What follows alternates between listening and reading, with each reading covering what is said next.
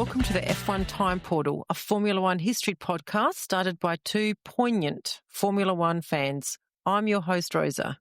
And I'm your hanging on the telephone host, Luigi. And today we're taking you back to the 1978 season, part 9 and the final episode. Let's go.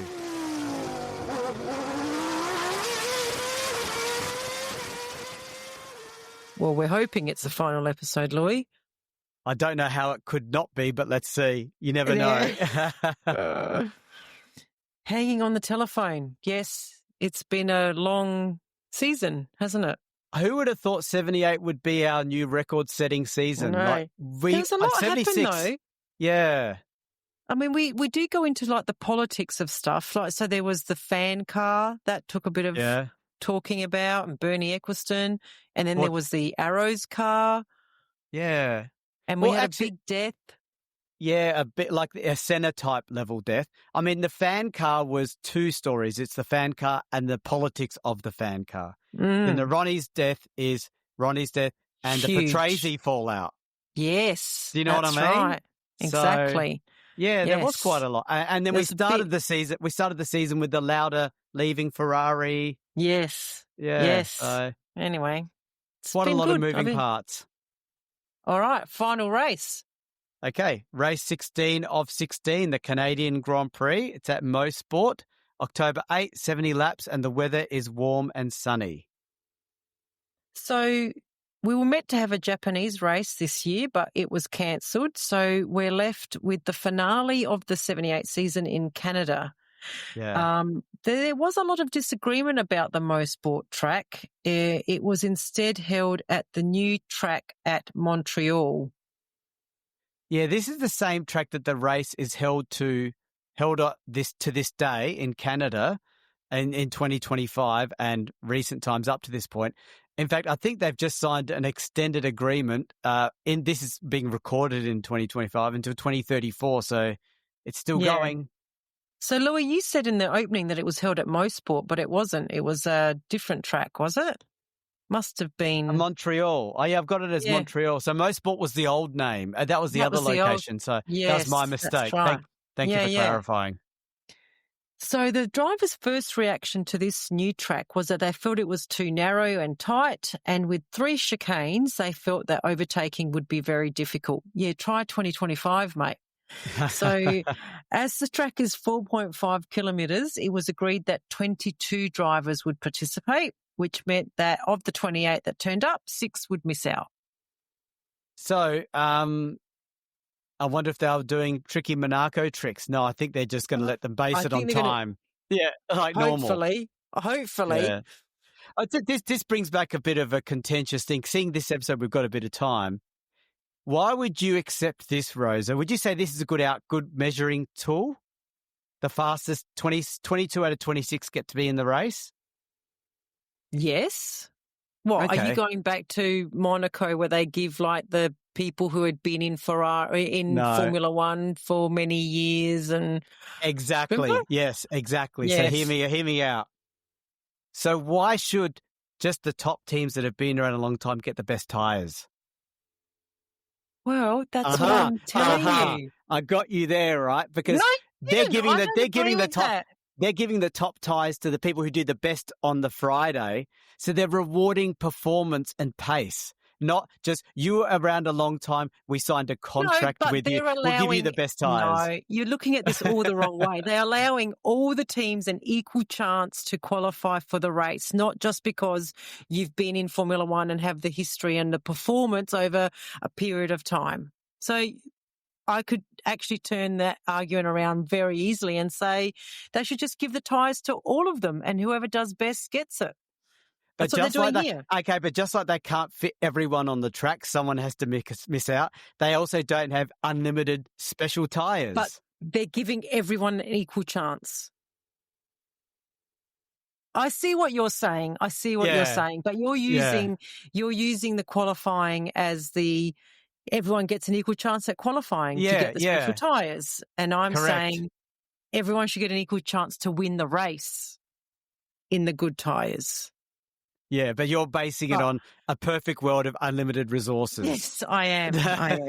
I am. Okay. Okay. So whose side are you on, listeners? Send a message. Are you on my side that the special tyres to the guys who are fastest on Friday is good? Or are you on Rose's side that that's not good? Because you can't just magically make everyone have special tyres because it's not available. So just Well, they flagging do. that. There's no such thing happening now. I know, but back then it must have been. It must have been. This is the 70s. Yeah. Yeah. Anyway, All right. Patrese back after his one race, rabbit ear quotes, suspension.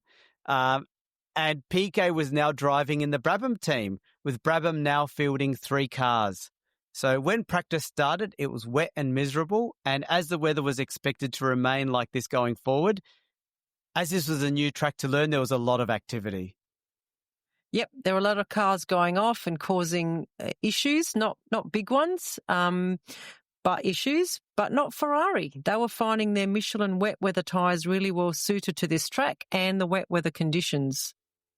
And the only other drivers in the same league as the Ferraris were Andretti, Stuck and Scheckter. In fact, Stuck in the shadow impressed Goodyear so much that they offered him their range of premium tyres. Such was the impression the German made. What? I'll make a bet. Any Stuck fan has 100% on my side. But that doesn't make sense. They're just going against their own framework. Well, all I can say is I wrote this script before I knew we were going to have this argument. So isn't it interesting? So hang on, was he the best performer on, they just gave it to him because he's not the best performer, or is he? I don't know. I think he was just very impressive in the wet conditions, and they were just like, wow, you're just blowing us away with your turning, and I don't know if his pace was there. His pace must have been there. It must have been. They say the only drivers in the same league of the Ferraris were Andretti, Stuck and Scheckter. Yes. So, yes. And he's in a much weaker car than those guys. Yes. Yeah. So anyway, I'm going to carry on because we said we're going to finish this season in this episode. Yeah. So on Saturday, while it rained in the morning, it finally dried out in the afternoon and we had a dry session for final qualifying. This meant that it was almost a total restart as a dry track is very different and the times were going to get blitzed.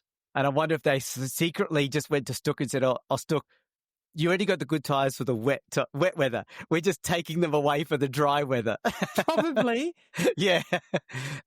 So very quickly, Villeneuve set a blistering time of 1 minute 38.2, which many believed would be pole, considering most other drivers were struggling to get below 1 minute 40. And let's not forget, this is Villeneuve's home track.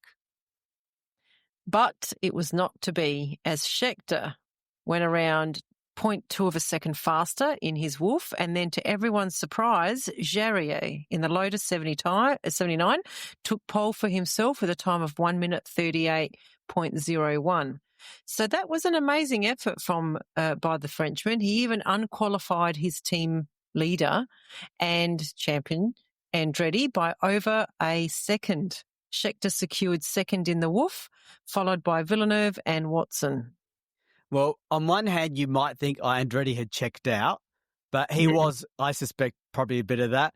But he was also having handling issues, which was later found to be linked to a bent chassis. So he qualified 9th, probably one of the worst showings of the year. But, I mean, a bent chassis is not good. No. For Reutemann, the fastest in the wet, found that his Ferrari was not his friend in the dry, and he would end up qualifying 11th. The most interesting qualifier was Bobby Rahal, who was in the Wolf chassis. I think it's pronounced Rahal. But he's a famous IndyCar driver. Oh, right. So okay. this is like him having a bit of fun, I think. Right. In fact, he did really well to qualify at all because Rahal bent his car on Friday in the wet and was obliged to switch to the spare chassis, which was removed from a nearby hotel where it was on exhibition, and it was hastily prepared to be race worthy. I remember this happened in the 60s, Luigi, where an old Yeah. Ferrari, was it an old? No, it was, I I can't think remember. they took the engine. They took the engine out of the hotel car or something. I think. Here or back in the 60s? Oh no, not here. I mean back in the 60s. And Yeah. it was in a museum. Yeah, I think so. Yeah. So And then they were surprised that it didn't do well. It was like, you've had a car rotting in a museum for 3 or 4 years. Yeah. This is hilarious. Yeah. Wow. Maybe teams should just have cars in museums all over the country, all Scattered. over the globe. Yeah. Yeah. Okay. So to race day, and there was a large crowd of 80,000 people. Prime Minister Pierre Trudeau, which is the father of the current Trudeau. Is he still president or No, whatever? I don't think so. No, I think he's quit, hasn't he? He got lost in a really landslide thing. Anyway, that's irrelevant. Anyway, but yeah. the same Trudeau signalled the field away to commence their pace lap. From pole position, Jarier got away very well, just beating Scheckter to the first corner. Then came Jones in third and Villeneuve in fourth. It looked like it would be a clean start, but Stuck tried to pass Fittipaldi on the outside corner from the fourth row and made contact with the Kopasuka, which caused both cars to retire. I wonder if Fittipaldi's going to get lambasted. I guess no one really was injured. The incident also forced Lafitte off the track, trying to avoid that incident, and he would fall back to the back of the grid. Scheckter also ran wide, which allowed Jones through into second place. So meanwhile, Jarier, really good job, by the way, was already 2 seconds up the road in first place still, while Jones was consolidating his second place. The attention started to turn to the battles going on further back. In particular, Watson in fifth was sort of battling off the heavy attacks from Andretti in that Lotus. While Watson was driving very well, the twisty nature of the track meant he was struggling to find a way past. Andretti was struggling to find a way past Watson. After 5 laps of persistent challenges, Andretti tried to dive down the inside of Watson, and as Watson held the racing line, there was no way through, and the two collided.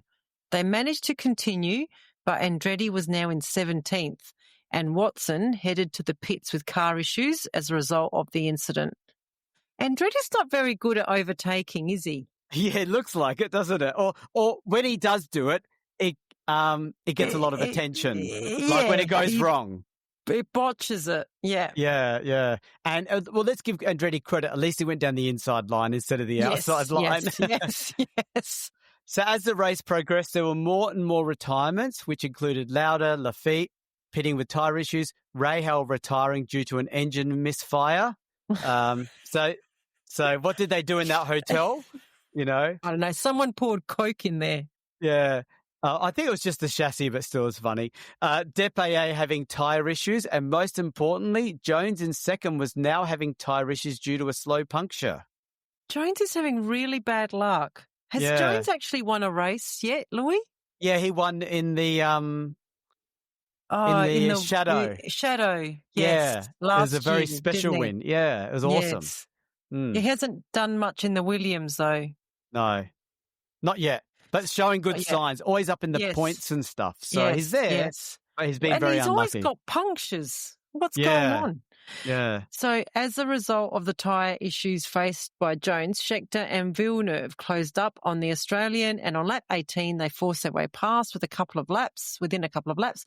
Jones would shortly have to pit as his car's handling got worse and worse with that deflating tyre. So by lap 25, Jarier was now 30 seconds up the road in the lead and looking totally in command.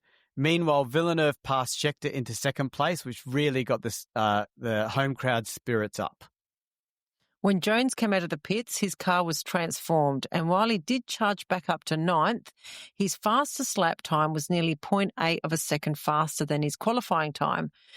Now back to the race at the front where it matters. Yeah, and you can see Jones driving and doing a lap time 0.8 faster shows he was driving angry, but sometimes driving angry can work. Sometimes it works. Most of the time it does not work. It backfires. Yeah. So the home crowd was obviously really focused on Villeneuve now, because he was in second place and trying to catch Jarier in the lead. But just not forget, Jarier's in that awesome Lotus 79. Yeah. But try as he might, Villeneuve could make no impression on the leading Lotus. At least he's French, so he's French speaking. Jarier is like 50% Canadian then, right? Is it? I thought he was French Canadian. No, Villeneuve he's is. French. So Jarier Villeneuve is French. So yes. Jarier should be 50% home crowd. Is what I'm trying to say. That's not how it works. I don't think that's how it works. So the crowd was going to be rewarded because on lap 49 of 70-lap race, Jarier suddenly pulled into the pits. He had a hole in his brake pipe, which meant his brakes were no longer working and he had to retire. Poor Jarier. I know. It was the second race in a row where he really outperformed that Lotus, in particular this race. And the second time he's had to retire. And this really hurts because he was easily in the lead. Easily. Yep. So the Canadian crowd, they went wild for their Canadian driver because he was leading. So Villeneuve kept his cool, interesting, and proceeded to win his first F1 race at Montreal and his first ever F1 race. Yeah. Villeneuve was over 13 seconds ahead of Scheckter in the Wolf, with Reutemann in the Ferrari coming in third. So we get a 1-3. That's not bad. The zigzag of Ferrari zigs up. That could be a name of a book. Zig up. I don't think so, Louis. No. Patrese was fourth in the Arrows, so I'm glad to see this after his unfair sort of suspension. Depailler was fifth in the Tyrrell and Daly sixth in the Ensign. So this is also Daly's first ever points. Yeah, some new names up there, Daly. Yeah. All right, so that's the last race. We have Andretti on 64, Ronnie second on 51. Interesting, no one actually caught him. Yeah. Reutemann third on 48 and Lauda fourth on 44. And Lotus took out the championship for the constructors on 86. Ferrari second on 58. That's a really good comeback for them. Yeah. Brabham third on 53, Tyrrell 38 and Wolf on 24. So interesting to see these results, but who cares about coming second or third? Like I can't imagine a driver would care. Like Reutemann was, he came third in this race. I guess, I mean, you wouldn't be, Villeneuve wouldn't give up a win to try to help him get second. Who cares? No, that's right. Yeah. Exactly. Yeah. So, do you want to start with the wrap up, Louis? Yeah. So, long season. Lotus really doubled down on ground effect, didn't they, with their 79? They did. With an amazing car. And good on Colin Chapman for developing this car because he did, the groundwork was in the 1977 Lotus 78 and he really took it up a level with this car and very impressive. So, he has been a bit, I mean, the Lotus team did lose their way a little bit, didn't they, in the early 70s? Yeah. And they didn't really develop, they're trying to reclaim the glory of their older car and they sort of were lost a little bit. So, good on Colin Chapman for taking his innovation another step forward. And again, he's changed the face of Formula One. Again. Yeah, again. Like, remember, he was the rear engine car dude, he was the monocoque chassis dude, and now he's the ground effect guy. So it makes you wonder why they don't give special credit or special trophies like to recognize these people. Like the Chapman something award or something. Right. You know what I mean? I was going to ask you, who do you think the Colin Chapman of the modern Formula One in today's era is? I'm going to say Adrian Newey, but what do you reckon? Same. Yeah. Same. You don't get people like that come along too often. No. I'd say there's less innovate. I don't know. Maybe there's less things you can do now. Like we're going into a different era of Formula One, aren't we? With like fuel conservation, like, different fuels and all this sort of stuff rather than pace and speed. Well, Don't you think? I would go so far. I would imagine, I'm just making this number up. I would imagine the difference between this era and current era is the rule book today is probably, I'm guessing, I'll make Yes. this number up, 400 pages. The rule book back then was probably 5 pages. Yeah, I So think so. that's where Yeah. Colin So there's Chapman probably could play. less Colin Chapman could play in that gap, you know? Yeah, there's probably less room for Yeah. people like Mm. Newey or even other people. Yeah. Yeah. So Yeah. I think, I mean, it'll be interesting with the redo episodes when we do them next, how this goes. But I do think, and I expect Andretti to still win the championship because some people argued that Peterson handed to him because of the contract, which we talked about numerous times. Yeah. But in my view, most of the season, Andretti was dominating Peterson. Yes, Peterson had some great drives, but Andretti was much more consistent and up there. So I think this is definitely a deserved Andretti championship, in my opinion. Yeah, I think I would tend to agree with you. I think at the end of the season, Peterson started to get some good qualifying. I think even at the beginning of the season, Andretti was out qualifying Peterson. And it took a while for Peterson to get with the groove of the car. But I think on track, Andretti was still faster. Maybe at the last part of the season, Peterson could have challenged if they were free to race. Yeah. They had no contract in the way. They might have been a bit closer. But yeah, I tend to agree with you. I think Andretti did deserve this championship. Yeah. Okay. Be interesting to see what people think in the group chat. I'm sure there's going to be some Peterson lovers that are going to say, computer says no. Let's see. Yes. Obviously, Peterson's passing. I mean, such a sad event, caused a bit of a seismic movement in the sport. We now have a safety car, not a safety car, the medical car. We can thank the medical car for that. We can say there's one positive in that. But I'm still recovering from the Patrese thing, the Patrese penalty. Yeah, same. Yeah, so weird. I mean, even when Scheckter got the same sort of penalty when the British Grand Prix in '76, Scheckter was treated the same way, and I watched that and thought that's like a nothing incident. It's like they're judging the penalty on the impact, the outcome, not judging the incident as if and that's, I think, wrong. And even today, theoretically, they're meant to judge incidents based on the incident, not the outcome. But they definitely are. They are influenced by the outcome even today. Yeah, I agree. I would say that the way that the fellow drivers treated him was very unsportsmanlike, and I think emotion took over. I mean, Peterson was a very well-liked figure. He was a great driver. I think he'd raced with everyone knew him and loved him. So I think emotion took over a little bit. Yeah. And then for even the race organisers or the FIA or whatever to agree to Patrese's banning was not what you'd like to see from a governing authority.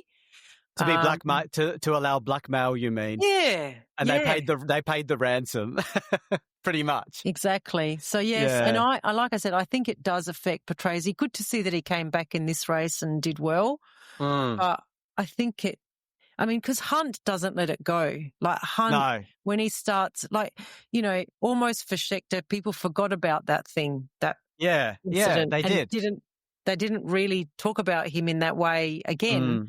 But Patrese's never able to kind of leave it behind him because Hunt ends up raising it as part of his commentating career. So unfair, I think. And he attacks him on a personal level too. Talks about his weight and things like that. So, not good. No. But one thing I was going to mention is the fan car, right?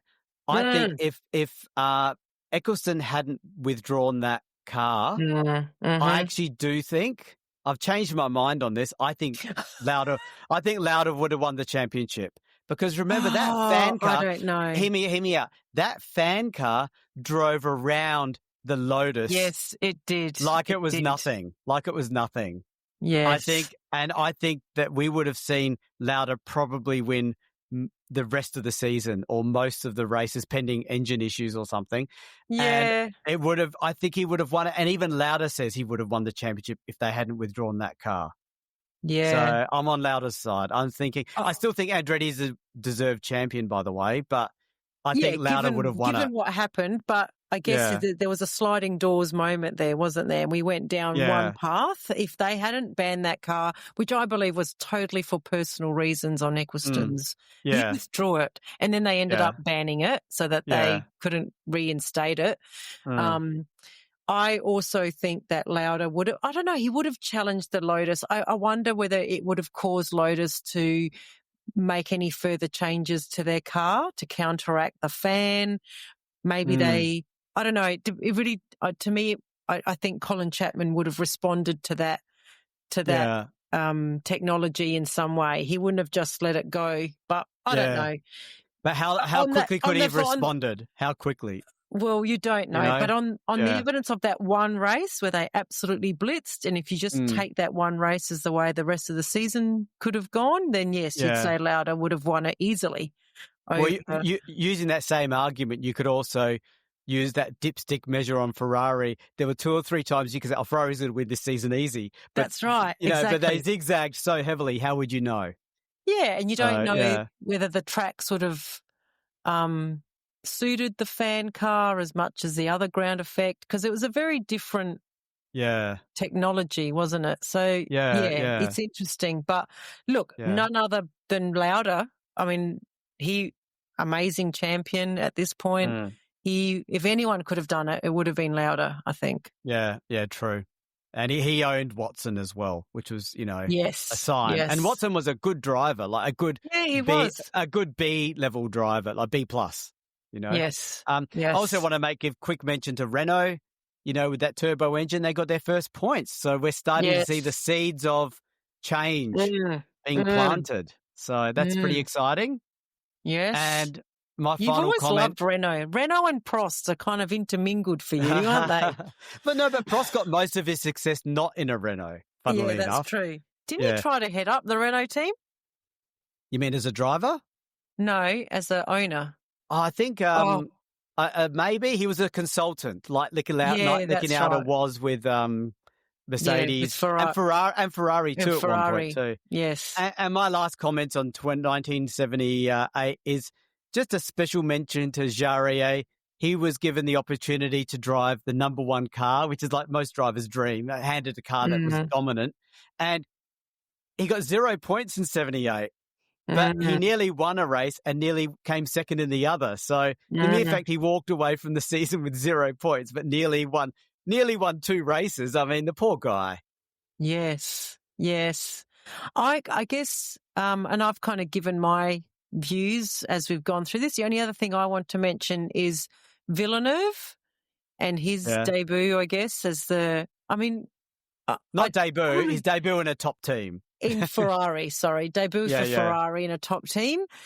It was a little bit underwhelming for me. I expected him to, everyone talks about Villeneuve and his Ferrari legend and, all of that. And I don't know if it was because of the car or him, but he drove like a rookie this season, I guess. I guess that's not surprising. I think he's a rookie. I think you are being tough on him. I'm being tough, I guess. Because because everyone loves the way he throws his car around, it's sliding. And I mean, he did win his first race. This is his first season, remember? He did 1 or 2 races last year. 2 races last year, that's right. Yeah. And he won a race. He won the Canadian Grand Prix. He was actually up there a couple of times this year too, but had some issues. And his tyres let him down and his car let him down. So maybe I am being too harsh. But we also had a lot of big names. Arnoux, Rosberg, Piquet, all kind of... Well, Jones his name was up there a lot in this season as well with Williams. So, some exciting drivers, I think, to focus on for the next period of time. And look forward to. And see if Pironi can gain your respect, because you're just underwhelmed by him. And you're... Well, I don't... Maybe I am, because I don't have the history like you do of reading this Yeah. in my childhood, like you did in your teen years. I kind of, have a very different, like Patrese, like that storyline around Patrese has totally reframed Patrese in my mind, which I'm really enjoying doing this podcast for that reason, because I'm learning so much about drivers that you have in one way got a perception about them, and you're learning so much more about them doing this. So really excited about that. Yeah, cool. Oh, should we wrap it up there, Rosa? What do you reckon? We nearly finished the 70s, Louis. We're going to be in the 80s soon. I know. Yeah. So it's going to be... Wow. That's where it starts. You start to feel it, you know? Yep. Yeah. Yes. All right. Yes, we'll wrap it up right on 30 minutes, I think. So. Wow, who would have thought? Okay. Yeah, we'll be back for the TP. Yeah. So what are we calling it? The redo. Redo. Yes. We still refer. They're still TP champion. We're just calling the episodes redo for navigation of our episodes. So yes. All right. See you then, everyone. Bye. Bye.